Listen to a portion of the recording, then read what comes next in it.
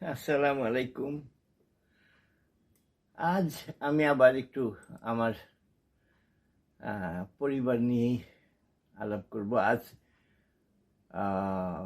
25শে March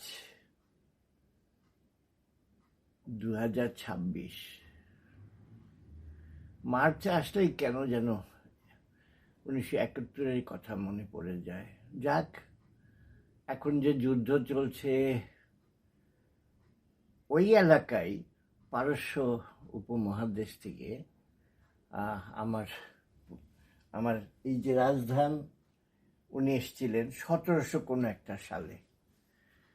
উনি ধর্মযুদ্ধে এসে বিজয়ী হয়ে এই এলাকায় থেকে গেলেন। তারপর তার ছেলে সোনাগাজী, ধনাগাজী, ডাউনগাজী, খোদা বক্স, আবেদ আলী সরকার, আমার বাবা আলী আসগর সরকার, আমি আলী নূর মোহাম্মদ শফিকুল ইসলাম স্বপন।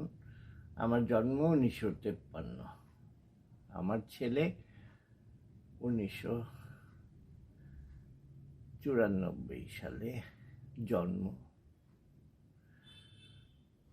আমার ছেলের জন্মের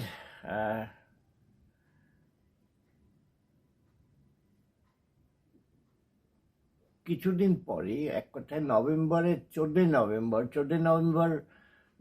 তারিখটা আমার জন্য খুব মনে গেঁথে থাকার মতো, কারণ আমাদের রেজাউল করিম মানিক 71-এ 14 নভেম্বর মারা গেছিলেন। আর 94-এর 14 নভেম্বর আমি হারালাম আমার বড় ভাই লতু ভাইকে।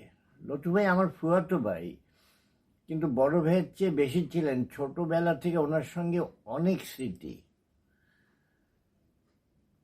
আমার মেয়ে বৃষ্টির জন্মদিনে আব্বুকে খাওয়া বেড়ে দিচ্ছি আমি, বৃষ্টি আমার কোলে। এটা সম্ভবত 1984 সালের জন্মদিন। আব্বা লতু ভাইকে পাশে ডেকে বসালেন, আব্বার ভাগ্নে। হ্যাঁ, কিন্তু লতু ভাই চুপচাপ বসে আছেন। উনি খুব ক্যামেরার সামনে আসতে চাইতেন না, ক্যামেরার সামনে একদমই আসতে চাইতেন না। উনি একদম ক্যামেরার সামনে আসতে চাইতেন না। এই যে আব্বার পাশে বসা এই জায়গাটায়, হ্যাঁ, মানে মানে আমার এই যে ভিডিও চলতেছে, উনি চুপ করে বসে আছেন যেন ওনাকে দেখা না যায়। আমার সেজো ভাই, মেজো ভাই, আব্বা, হ্যাঁ, এই যে লতু ভাই বসে আছেন দেখতেছেন, কিন্তু ওই যে লতু ভাই আমার ফুয়াতো ভাই, আমার বড় ভাইয়ের চেয়ে 4-5 বছরের বড় ছিলেন। কিন্তু ওনার কাছ থেকে আমি বাবার পরেই বলতে গেলে ওনার কাছ থেকে আদর পেয়েছি, যেটা চিন্তার বাইরে। এমনকি আমার মনে আছে 71-এ আমি যখন বাড়ির থেকে পালিয়ে যাই, তার আগের রাতে আমার কিছু বই ছিল উগ্রবাদী কমিউনিস্ট দলের, আমাকে দলে নেওয়ার জন্য অনেক ছোট ছোট বই। আমি যতই মানা করতাম আমাকে বলতো একটু পড়ো, মানে কোনোভাবে আমাকে নেওয়া যায় কিনা। আমার মা আমার মা লতু ভাইকে ডাক দিয়ে বললেন, কি এই লতু দেখ তো স্বপন পিছে টিনের বাড়িতে কি জ্বালায়। পরে লতু ভাই গিয়ে দেখেন, বলছে ওই ট্যাংরা কি জ্বালাইতেছিস।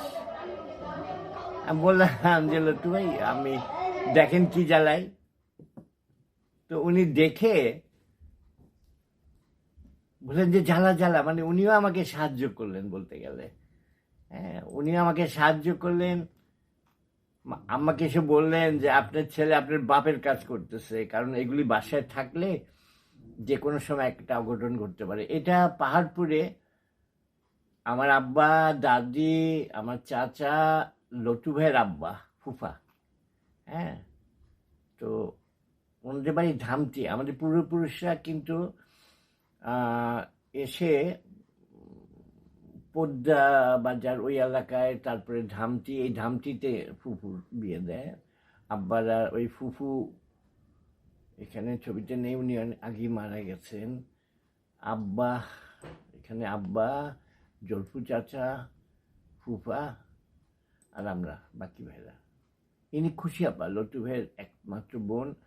আমার ছোটবেলা থেকে কিন্তু সবসময় মানে মনে হতো যে আমার 3 বোন, বড় আপা, ছোট আপা, খুশি আপা। উনি যে ফুয়াতো মনেই হতো না, এত আদর করতেন, এত আমাদের সঙ্গে মিশে থাকতেন।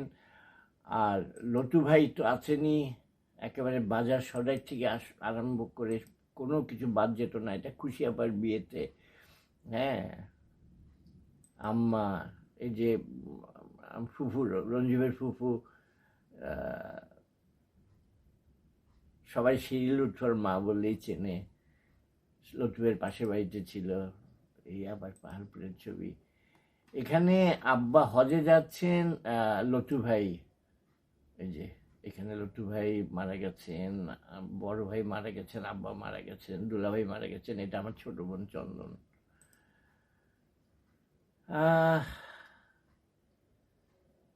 এখানে ভাবি, আমার মানে আমার ছোট আপার বিয়েতে মাথায় হলুদ নিয়ে গিয়ে যাচ্ছে সামনের বাড়িতে। এই সেই টিনের বাড়ি, এইখানে এটার পিছনেই একটা ঘরের মধ্যে আমি, বাথরুমের মধ্যে আমি সব জ্বালাচ্ছিলাম। আর লটু ভাই বললেন যে এরকম আমার মেয়ের জন্মদিনে বাজার করতো, আম্মা খুব চিন্তা করতো, কিন্তু লটু ভাই বলতো, মামি আপনি চিন্তা করেন না, ট্যাংরায় টাকা দেবে, আমি বাজার করব, মানে ট্যাংরা মানে আমি।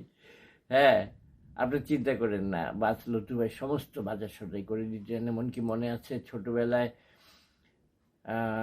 আমি ভর্তি হয়েছিলাম নার্সারিরও নিচে এ ক্লাসে, ওইটা ছিল একটা মেয়েদের স্কুলের মধ্যে। আমি আব্বার বললাম, আব্বা একটা ভালো স্কুলে ভর্তি হবো।